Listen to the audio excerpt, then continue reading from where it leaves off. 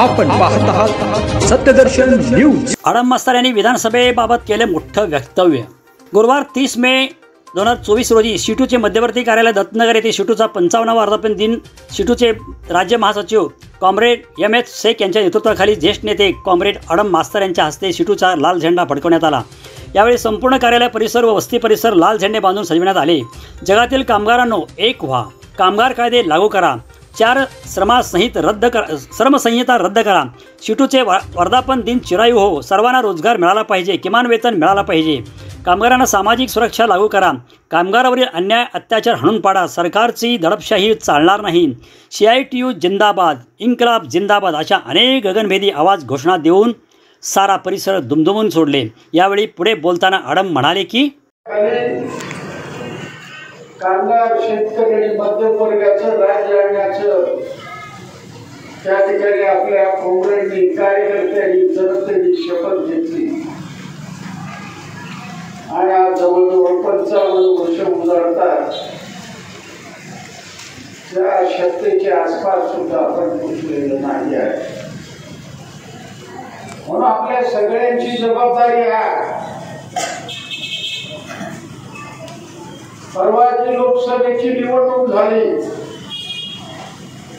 मी सर्व कार्यकर्त्याचं अभिनंदन करतो।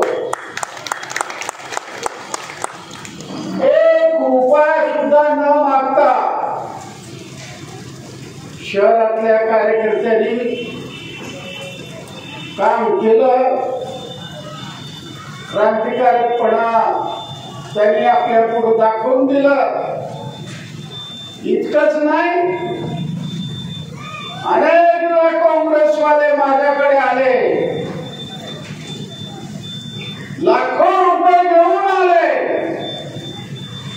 त्यांना मी सांगितलं, लाल झेंड्याला विकत घेणारा माणूस अजून जन्माला आलेला नाही। कोणाचाही 1 रुपया न घेता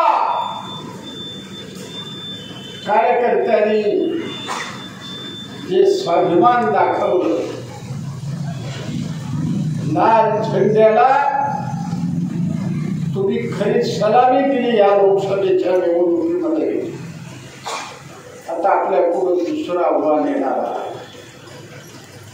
मी परवा मुंबईला गेलो, काही IAS अधिकाऱ्यांनी मला सांगितलं 22 ते 26 ऑक्टोबरच्या दरम्यान महाराष्ट्राची विधानसभेची निवडणूक होण्याची शक्यता आहे। आपल्याला इंडिया आघाडी जागा सोडेल या भ्रमावर राहू नका। आतापासून त्यांचे कट चालू आहे। आपल्या ताकदीवर तुम्हाला विधानसभेमध्ये आपल्या माणसाला पाठवावं लागणार आणि विधानसभेमध्ये शिटूचा झेंडा सोलापुरात फडकल्याशिवाय राहणार नाही। तर आतापासून कष्ट घेत